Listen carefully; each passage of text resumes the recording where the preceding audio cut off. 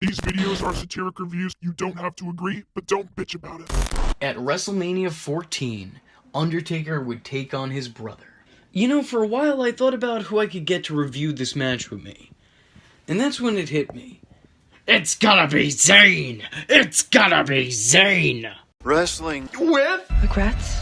Brian Zane. Hey V, hey viewers out there, Brian Zane here to talk about my thoughts on Undertaker's match at WrestleMania 14 against his brother Kane. Now, if you can't tell from my color choice today's sweatsuit and also the action figure in the back, there's no doubt who my alliance is with in terms of these two guys. Well, it's WrestleMania 14, and it's the first time we get a promo package giving us the backstory, and what a story it is. It's the soap opera from hell, as The Undertaker's set to take on his long-lost, burned baby brother, Kane.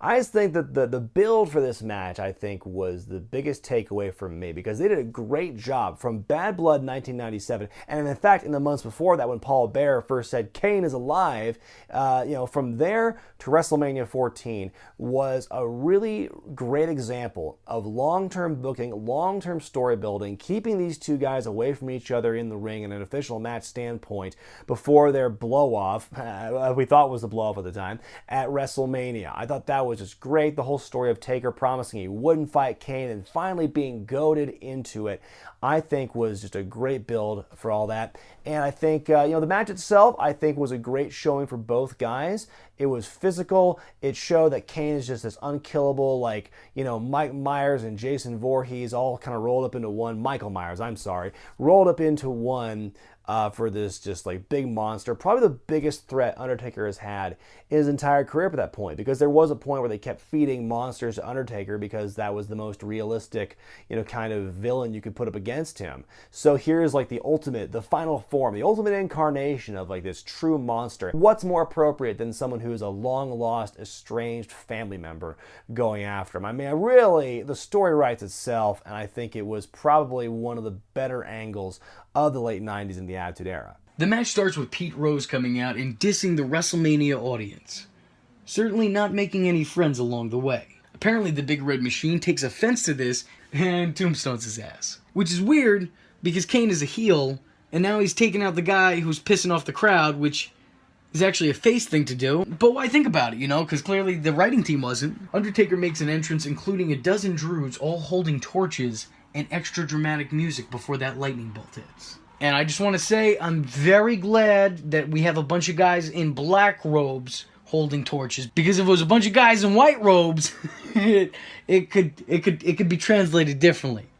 It'd be a very whole different match, as a matter of fact. This match duplicates spots and moments from Undertaker's two previous WrestleMania matches, yet somehow manages to be so much more memorable than either his match with Diesel or his match with Sid. The storyline between the world's most dysfunctional family, outside of a Jerry Springer episode around that time, really captivated the more than invested Attitude Era audience. And the atmosphere they provided really helps put this match over the top. Fans hung on their every move, every violent act that these two titans put each other through, unsure of which Brother of Destruction would end up being victorious. I definitely hold this match to a higher standard than Taker's previous matches, because of the story that's being told here. Not to mention that this provided closure, a real conclusion to the end of the Undertaker and Kane's storybook rivalry.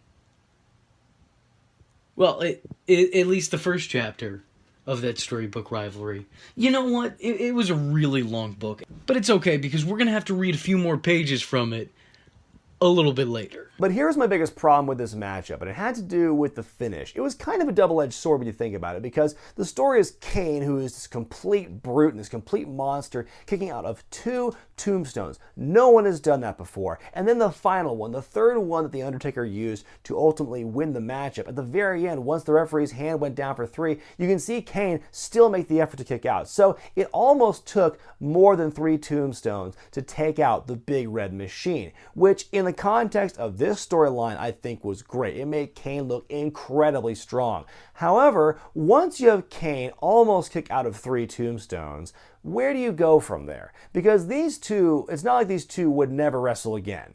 These two would wrestle pretty much into perpetuity up until a few years ago. And it was a thing where, once you kick out of almost 3 tombstones, there's nowhere for you to go. Unless you have kicked out of 4 tombstones or whatever, but that never happened. It's from there on, every time they wrestled in the years that followed, almost got less and less important. With every face and heel turn each man went through, and every time they fought, the results got less and less interesting. And it was very one-sided as well. Very rarely did Kane actually beat The Undertaker and all this. But he got his few wins in when it mattered, occasionally. But no, it was mostly a very one-sided affair. Every time Taker beat him, it was less and less impressive, because the more you beat Kane like this, the less power Kane has as a character. And I think that ultimately, I think it was his strongest moment, but also, it's where he peaked. There's nowhere else for him to go from there.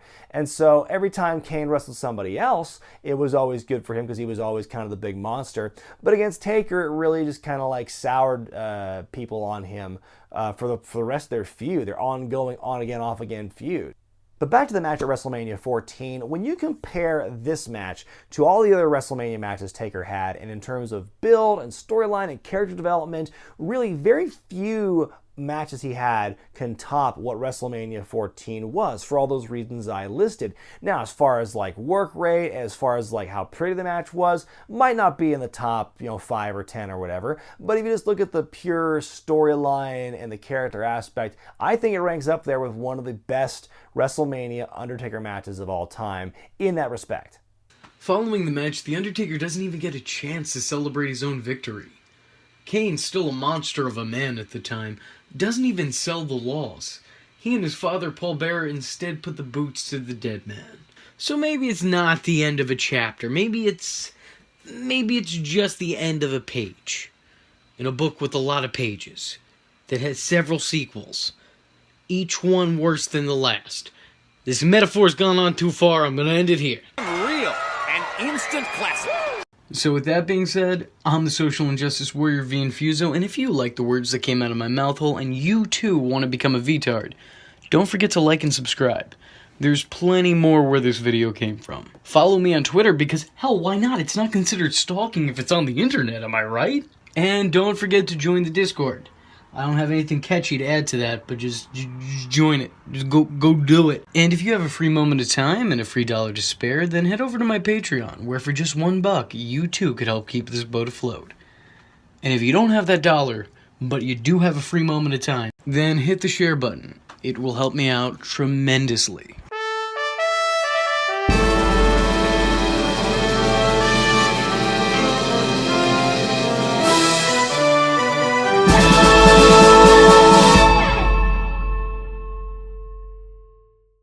VTards, oh.